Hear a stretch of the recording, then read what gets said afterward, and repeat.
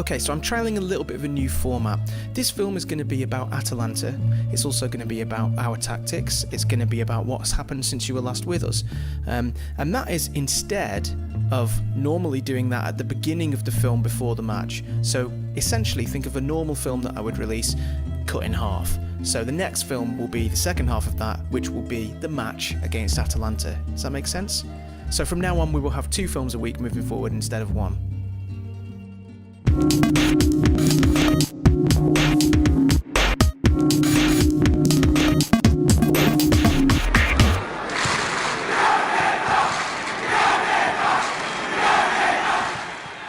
Kind of briefly touched on it there, but the reason for doing this is essentially so that I can talk a little bit more pre-match about tactics and just things that have been bugging me or kind of concerning me, or interesting things that I don't normally get time to mention.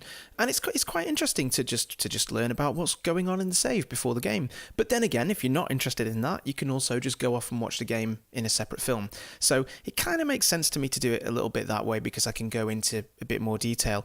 So let's have a quick catch-up. Last game we played Spal. Zelalem got a hat-trick and he was incredible. Now there's a couple of things I need to discuss about that. We'll come back to it in a minute. You may have noticed and you may have thoughts on it yourself already if you were paying attention to the game, but I'll come back to that and we'll talk about it again. So the next game was against Chievo, and it was a proper battle. It was back and forth. Let's have a quick look at the stats here, the match stats.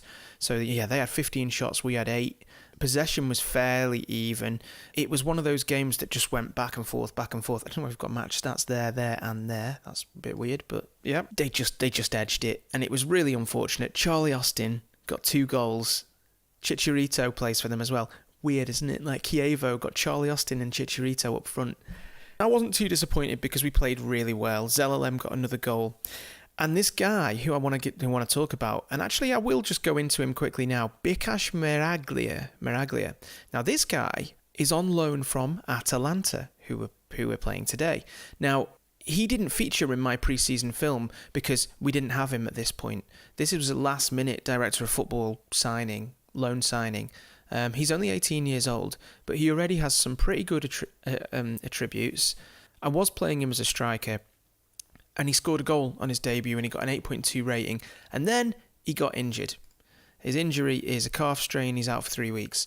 So that was a little bit of a letdown, because I thought I'd found a new, interesting young talent, but we'll have to wait for him to get back and see what he's like on his return. Next game was Benevento. Again, it was a real battle, and we were doing so well. We were winning 2-0. At 60 minutes, we were winning 2-0, and then they scored on the 68th minute, and we just couldn't hold out until the end, and they scored in the 3rd minute of injury time, which was incredibly frustrating. And then, in some kind of feat of, I don't know what, we managed a 0-0 draw against Genoa, despite them having 17 shots to our 6. We had 51% of the possession, so, not too bad, but to manage to hold on when you're getting dominated that much, 17 attempts against us, I was really pleased about that. I think that shows that we can defend as well as attack, which is brilliant. Right, so now back to the Spal game. If you watched that game, you will have noticed that obviously Zelalem had a great performance, but you will have maybe noticed that Zelalem's goals were all quite similar. If we have a quick recap here, let's just watch the goals. We've already discussed this long throw tactic that I have. Now, you'll see here, what it does is it does this weird thing where it places those 3 players on the touchline all together. Nobody closes Zelalem down as he comes into the box. Now, here's a second goal. So his second goal was straight to Zelalem this time, but again, nobody closes him down. He manages to come in at an angle and score the goal. Here's the third goal. Very similar. Silva back to Zelalem, and Zelalem scores. All 3 of Zelalem's goals here were from that long throw routine. Against Chievo, Zelalem's first goal after 3 minutes was from that throw-in routine, but that's it. So the rest of the goals, Meraglia's goal and the 2 goals, Zelalem's goal and Delalata's goal against Benevento, were not from the throw-in routine. So this is our attacking throw-in tactic that we've been using, and the one that Zelalem scored the goals from. Now, I've spoken about this in a previous film, and about how I think there could be a bug. Because those 3 players hang around down here on the touchline and just just wait. They're not supposed to be there. They're supposed to be back here. I can't remember who the other player is, but it's definitely the two of the defensive players that hang back. Okay, you could say that it gives me an advantage because something's happening that's perhaps allowing ZLM to score then, unless he's just doing it off his own back. I don't know. And this is part of the discussion, really, for us to decide together what's happening and whether this is fraudulent or not, if you like. So is it fair? Is it fair for me to be playing this set piece tactic? Now, somebody mentioned a while ago that there was a particular bug that meant that the defenders didn't pick up the attacker that was on the edge of the box, which is what was happening with ZLM in all three of those goals. In a recent update, that was claimed to be fixed. So if that was the issue, it's still happening. So I don't know. There's no reported issue of a throw-in bug or anything like that, but it seems like potentially I've stumbled across something that seems weird. So here's a question. Here's my Slack channel. If you're not on Slack, go on Slack and have a look. I kind of spoke to people on the channel about this, and I uploaded it to Dropbox. I uploaded the long throw routine to Dropbox, so it's on there. If you want to get it, I'll put the link in the description. You can try it out yourself and let me know what happens. So I put it there for people to download and test. Now, From11 said it's not going to put that in his carefully crafted tactic, but his opinion is it's not a hack, it's a bug. It seems to cost you sometimes and help in others. So not for him a hack, which is good.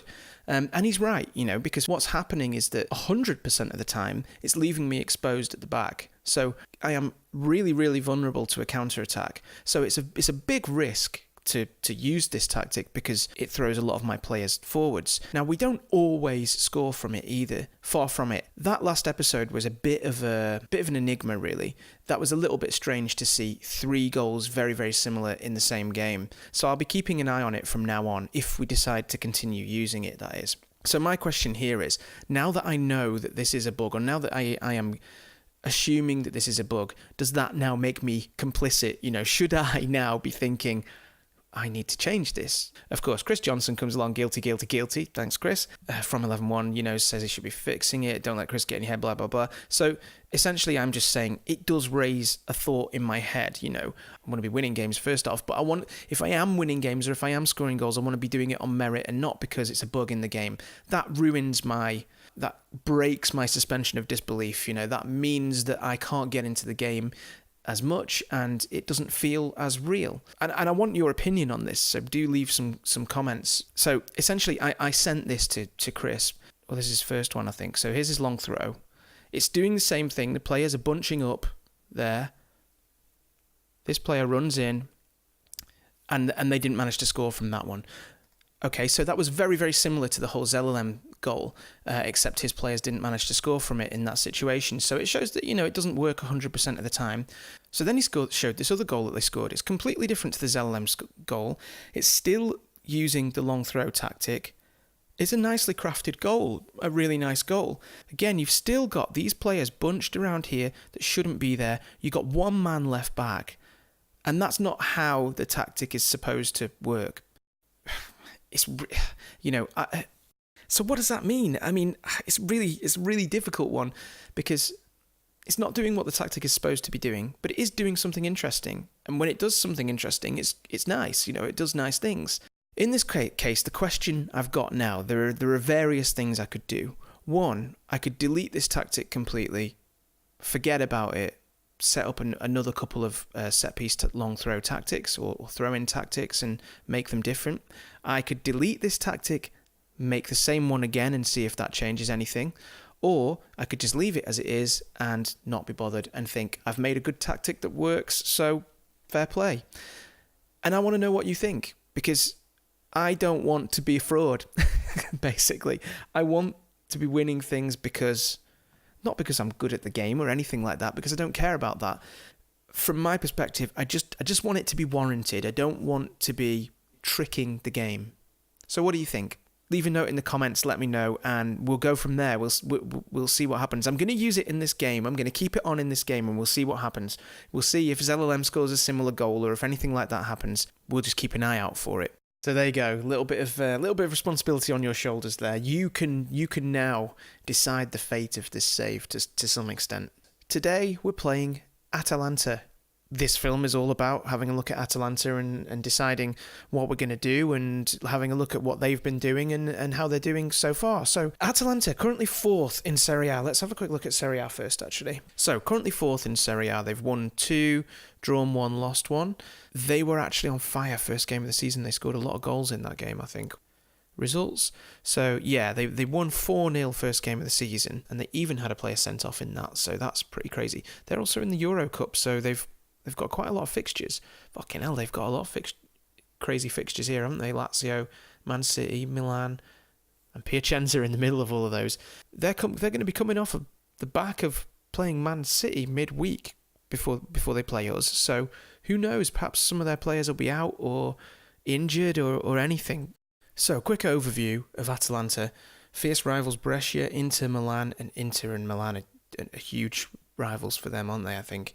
Albino Leffe, who they actually share a stadium with, Torino, Napoli, Verona, any legends that we recognise here? Gasparini, Martin de Roon, who plays for them at the moment. So Martin de Roon, let's start with him. Where is he? Here he is. So he's kind of defensive midfielder. He looks good, doesn't he? He's going to be playing back here probably. Yeah, it's another one of them. He's better than anyone we've got. He's a 5-star rated player. Despite having played for Middlesbrough, he's a 5-star rated player. Who's this guy up front? Musa Barrow, Gambian. Also looks good. Again, better than any of our players, 5-star rated. They've got Cuadrado, who we know, on the right, who's fast, tricky. Although his flair doesn't represent it there, really. Thought he might have been faster than that, actually, to be fair. But no. And on this side, they've got Marco Tumanello, who again, 4.5 stars. Good players all round, really. Their goalkeeper was supposed to be good. Erit Berisha, yep, he is. He's good. He's another 5-star rated player. In fact, let's have a look at all these. Are there any that are not 5 stars? Gianluca Mancini, 5-star rated defender, 24 years old. He looks good, doesn't he? Pedro Justiniano, 4.5, so he's a little way off 5. But still, good player. Martin Valiant, 4.5, 24 years old, Slovakian. Yeah, we're going to struggle against these guys, I think. And I'm not expecting a win. Now, the question is there anything we can do to prepare ourselves for this team? Is there anything we can do to maximise our chance of success against this team? I'm going to have a quick look through the opposition reports, starting off with the overview, and just see if anything stands out that could be seen as a potential advantage for us or something that we can tweak in our system to exploit a little bit. Now, the first thing I can notice just looking at this is that they've got these red squares here. So they seem to be operating without a central midfielder. Now, that may not be strictly true depending on what some of the roles of these players are, but that could work out quite well for us because we have 3 central midfielders in that area. Although when you think about it, our 3 central midfielders who, if they are attacking, will be coming up against Martin de Roon and this Pizarro, who's this Guido Pizarro, another 5-star rated player. It still means that we might have a little bit of a chance in the middle. So perhaps exploiting the middle might be a way to go rather than exploiting the wings. Usually we exploit the wings because we like to play with our wing backs. But if we exploit the middle, looks like there's a little bit of a weakness there. Looking at the analyst report from their last game against Cagliari, we can see, again, the middle, they didn't use the middle very much, or the focus of their attacks was down the left and the right. So they're obviously going to be using, probably these guys are probably set as kind of wing backs or attacking full backs or something like that, with the wingers as well, who are kind of almost not wingers, they're almost forwards, really. Positional heat map, yeah, look at this. Nothing going on in the centre there at all. So that's good for us. Interestingly, morale-wise, they seem to be lacking confidence at the moment, which is weird because their results have been okay, so I'm not quite sure why that is, and they're 4th in Serie A, so strange. Mixed tempo, short passing style, fine, doesn't really affect us too much, and they're going to play a mixed marking style. Now, if they've got people trying to man mark us, that could be a problem for them, because the way that we play so far up the pitch and the way that our wing backs like to bomb on, that could leave some players out of position. So that'll be interesting to see whether anything happens on that front. Now, this is assuming that we manage to get the ball and have an attack. I'm fully expecting that with the quality of players that they've got, we are going to have to soak up a lot of pressure, and it's very unlikely that we're going to be piling on attack after attack after attack. We might need those long throws. Scout report doesn't reveal that much more than that, just that they've got a really good right wing back, they've got a really good centre back, and they've got a really good goalkeeper. 7 of their 16 assists conceded in the last 20 matches have come from the left side of the pitch. There's 14 more here. Let's just have a look at this. Not the best in terms of finishing. Don't have good vision. Not very strong. Not very determined. Not good composure. They do have also quite a few strengths. So, good goalkeeper. We've touched on the first 3 already. Musa Barra's 4 strikes rank him second in the competition. Okay. Alejandro Gomez, his average rating of 7.7 is good enough for 5th spot. Average of 2 more chances than their opponents per 90 minutes when using their 3-4-3 DM wide. Over the past couple of seasons though, so not necessarily this season. It's quite early to be telling this season, really, what they could be doing. You know, they may even play a different formation for all I know. So yeah, lots of interesting little tidbits there, but nothing that would really affect the way that I would set up my team, I don't think. The fact that they've got good players, you know, we knew that already. The fact that they might not be strong, you know, in terms of strength, again, you know, we don't have much to combat that because we don't particularly have a strong team ourselves either. So, you know, there's a few things to go on there. The main thing that I'm finding interesting at the moment is this whole gap in the middle here. And I think that is, if anything, that is definitely the thing that we look to exploit.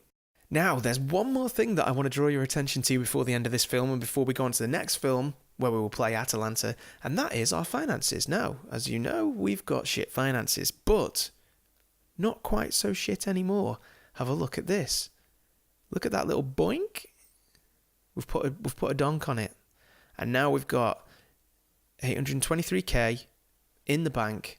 We're still overspending on our wage budget, fine, you know, great. But that's TV money, I think. That's basically TV revenue coming in. And that's going to continue to happen all season. If we look at the projection, again, there's a lot more green arrows than there were previously. And that's gone up just since, you know, a few games ago. So I'm hoping some of those red arrows can turn green over the coming weeks / months / years. I'm also hoping, because you can't quite see down here, but the next match against Atalanta is in 5 days' time. My face is covering it here, but yeah, we've still got 5 days to go. I still need to play forward 5 days. So I'm hoping that we don't get any injuries in the meantime. Current injuries, let's just touch on that quickly in the medical centre. Current injuries, we've got a few people that are kind of high injury risk, but the actual current injuries, we've got Marseglia, who is cover for left back, Maraglia, who we spoke about, who's got a calf strain, and also, unfortunately, Robel Gambato got injured as well. He's only out for 4 to 9 days, so it's not too bad, but it's a shame. I would have liked to have played him in a few games, but we'll see how he gets on. But yeah, we're hoping for no more injuries in the 5 days until this game. There you go, a bit intense, but hopefully you liked it. Hopefully you enjoy that kind of thing. I know there's a couple of people who watch the channel that do enjoy that kind of thing, so, you know, if you like it, leave a comment, let me know, and also let me know about that long throw thing, because it's a bit of a bugbear, it's a bit of an issue in my mind at the moment, and it's something that I want to get rid of, or keep. I want to get rid of the worry, so let me know. Yeah, see you next time.